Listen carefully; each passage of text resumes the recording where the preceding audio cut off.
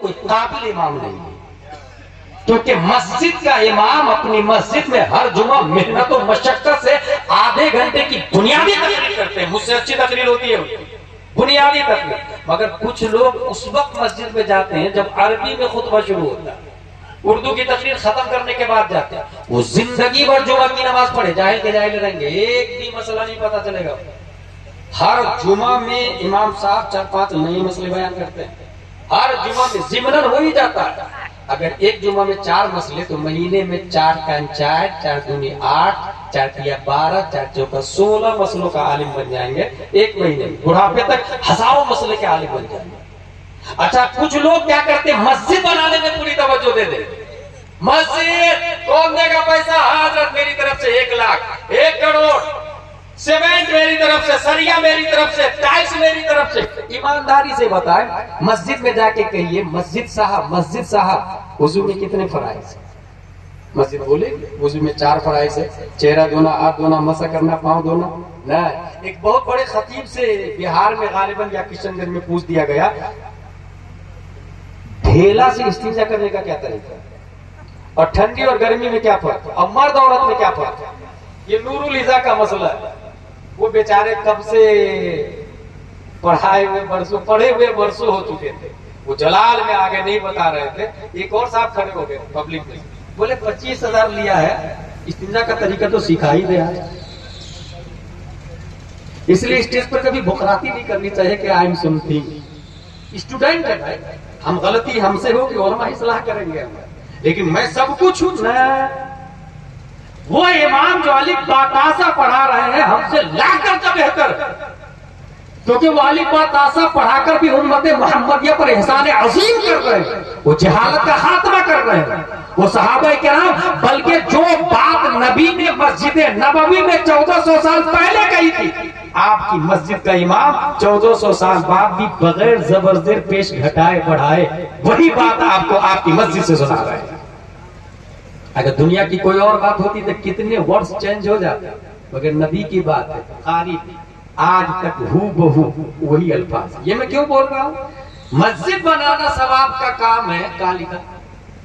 کس نے کہا بھائی مسجد بنانا ثواب کا کام؟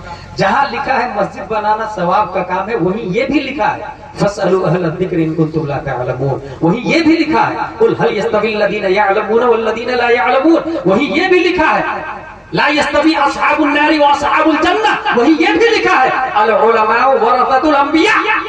وہی یہ بھی لکھا ہے ولا تخف ما ليس لك به علم ان السمع والبصر والفؤاد الى آخر. مطلب یہ کہ مسجد اگر 5 کروڑ کی ہو اور امام ناظرہ خواہ ہو تو مہسی کی جہالت کا خاتمہ نہیں ہوگا. اور اگر مسجد کھجور کی شاخ تنا پتیوں سے بنی ہوئی اور امام الانبیاء ہو تو مقتدی ابو بکر، عمر، عثمان، صدیق، طلحہ، زبیر بن کے باہر نکلتے ہیں. کچھ سمجھ میں آیا؟ اس کا مطلب یہ ہوا کہ اگر جہالت کا خاتمہ کرنا ہے تو مدرسہ فاطمۃ الزہرا للبنات کو زندہ رکھنا ہے، باقی رکھنا ہے، اس پہ کبھی سوال نہیں آنے دینا ہے. اب آخری بات بتا کے وما علینا الا البلاغ کہوں گا. چینل والے کے 3 سوال کا جواب. پہلا سوال ایک عالم صاحب نے بہت پہلے کہا تھا، اس شبیر کو بلایا تھا کالے آدمی کو جو علی علی علی علی پڑھتا ہے، جبکہ علماء فرماتے ہیں جس جلسے میں علی کا ذکر ہو، ابو بکر کا ذکر نہ ہو، وہ غیر شعوری طور سے اہل تشیع کی طرف جاتا ہے. شریعت بولتی ہے انسان رافضی ہو جائے گا اگر صرف علی علی کا ذکر ہوگا، ابو بکر کا ذکر نہ ہوگا. چینل والوں نے 3 اعتراض کیے. پہلا اعتراض، کالے آدمی آپ نے کہا. چینل والے نے کیا کیا؟ اس کو کلوا کر دیا، کالیاں کر دیا، کالا کوا اپنی طرف سے کر دیا اور کہا یہ جو مولانا صاحب نے بولا نا کلوا نہیں بولنا چاہیے، یہ امانت میں خیانت ہے. لفظ کیا ہے؟ کالے آدمی. اب رہا یہ کہ کالے آدمی بولنا جائز ہے یا ناجائز، تو یہ ذہن میں رکھے تبیین و تشریح و توضیح کے لیے رنگ و نسل، زمان و مکان کا ذکر جائز ہے. عظمت بھائی بنیادی بات، رنگ و نسل، زمان و مکان کا ذکر توضیح، تبیین، تشریح کے لیے، جیسے حجر اسود. جیسے گنبد خضرا، ہرا گنبد، کالا پتھر. جیسے کتاب جب چھپنے سے پہلے جو رف پوزیشن میں ہوتے اس کو کہتے ہیں مسودہ، کالا کیا ہوا. کانت بنو اسرائیل، حدیث شریف میں آیا بنو اسرائیل تسوسہم الانبیاء، بنی اسرائیل کا لفظ ہے. اسی طرح زمانہ فرعون، زمانہ اصحاب فیل کا ذکر کیا جاتا ہے. دوسری بات، اگر آدمی غلط ہو تو پھر اس کے لیے برے القاب سے خطاب کرنا یہ جائز ہو جاتا ہے. جیسے ابو الحکم نام تھا، حضور صلی اللہ علیہ وسلم نے ابو جہل کر دیا اس کو. ابو الحکم تھا، حضور صلی اللہ علیہ وسلم نے کیا نام دیا؟ ابو جہل. طاہر القادری تھا، تاج الشریعہ نے طاہر القادری کر ڈالا. طاہر القادری تھا، طاہر القادری کر ڈالا. تو ایک تو امانت میں خیانت نہیں کرنا چاہیے. دوسری بات، اگر انسان کا نظریہ سوچ غلط ہو تو برے القاب وہ صحیح ہوتے ہیں، وہ اسی کے شایع نشان ہوتا ہے. دوسری بات یہ کہ جس جلسے میں علی کا ذکر ہو، ابو بکر کا ذکر نہ ہو، غیر شعوری طور سے اہل تشیع کی طرف جاتا ہے. یہ غیر شعوری سمجھنے کے لیے شعور کو سمجھنا ہوگا. حدیث شریف میں آیا، غیر شعوری کا لفظ دیکھیں، حدیث شریف میں آیا رفع القلم عن ثلاث، عن النائم حتى يستيقظ، وعن الصبي حتى يحتلم، وعن المجنون حتى يفيق. 3 لوگوں کے سر سے قلم کو اٹھا لیا گیا. نمبر 1 سونے والا، جب تک جاگ نہیں جائے شریعت لاگو نہیں ہوگی اس پر. سوتے سوتے اگر کوئی حج کر لے، حاجی نہیں کہا جائے گا. ماں باپ کی گالی دے دے، اسے فاسق نہیں کہا جائے گا. نیند میں زکات دے دے، زکات نہیں ادا ہو، شریعت کا قلم اٹھ چکا ہے اس سے. انی سبھی حتی یحتلم، بچہ، شریعت کا قانون اس پر لاگو نہیں ہوگا. انی المجنون حتی یفیق، پاگل. تو بے شعوری میں جو ہوتا ہے شریعت اس کی گرفت نہیں کرتی. میرا لفظ ہے غیر شعوری طور سے.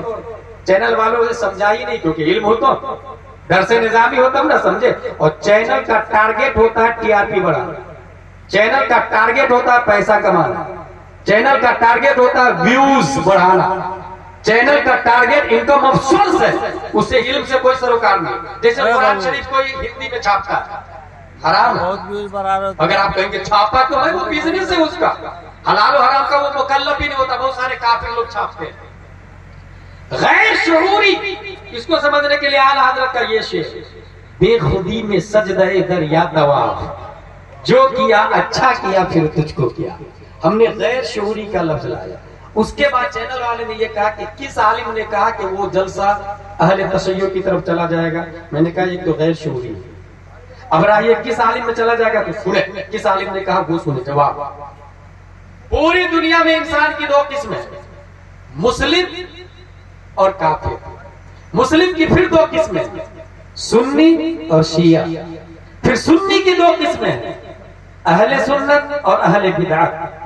دنیا میں جتنے رافضی ہیں سب کے جلسے میں حضرت علی کا ذکر ہوتا ہے، حضرت ابو بکر کا ذکر نہیں ہوتا ہے. غور کیجئے گا، دنیا میں جتنے شیعہ ہیں ان کے جلسوں میں حضرت علی کا ذکر ہے، حضرت ابو بکر کا ذکر نہیں. ہمارا لفظ کیا ہے؟ جس جلسے میں علی کا ذکر ہو، ابو بکر کا ذکر نہ ہو. تو ابو بکر کا ذکر نہ ہونے میں ہمارا جلسہ شیعہ کے جلسے کے مشابہ ہوا. اور حدیث شریف میں آیا من تشبہ بقوم فہو منہم، جو جس کی مشابہت اختیار کرے وہ اسی میں سے.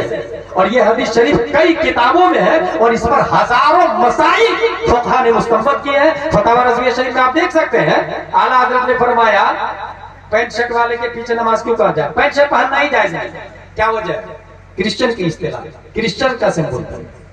من تشبہ بقوم فہو منہم. تو یہ جس جلسے میں علی کا ذکر اور ابو بکر کا ذکر نہ ہو تو وہ غیر شعوری طور سے اہل تشیع کی طرف جاتا ہے. اچھا، ایک مولانا صاحب یہ کہتے ہیں علی علی بولے اور حضرت ابو بکر کی عداوت تو تب شیعہ کی طرف جائے.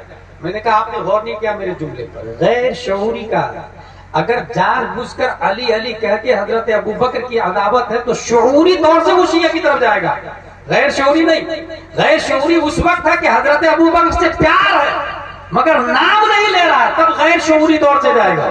اگر عداوت ہے تب تو شعوری طور سے وہ شیعہ کی طرف چلا جائے گا، شعوری طور سے. ایک 2 اور مثال دے دو.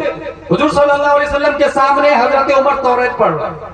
حضور صلی اللہ علیہ وسلم جلال میں آئے، حضرت عمر کہتے ہیں یا رسول اللہ یہ تورات اللہ کی کتاب موسیٰ پر نازل ہوئی. حضور صلی اللہ علیہ وسلم کا جواب سنیں، اگر موسیٰ ہوتے تو میری کتاب پڑھتے اور مجھے نبی مانتے، میری کتاب پڑھتے مجھے نبی مانتے. حضرت عمر سنی ہی نہیں، سنیوں کی جان ہے. ہمارے نبی تمام نبیوں کے امام ہیں، مگر نبی نے تورات پڑھنے سے منع کیا کیونکہ غیر شعوری طور سے یہ یہودیت کو پروموٹ کرتا ہے. ایسے ہی غلام جیلانی نے کہا اس وقت مولائیت شباب پر ہے، رافضیت شباب پر ہے، ایرانی ڈالر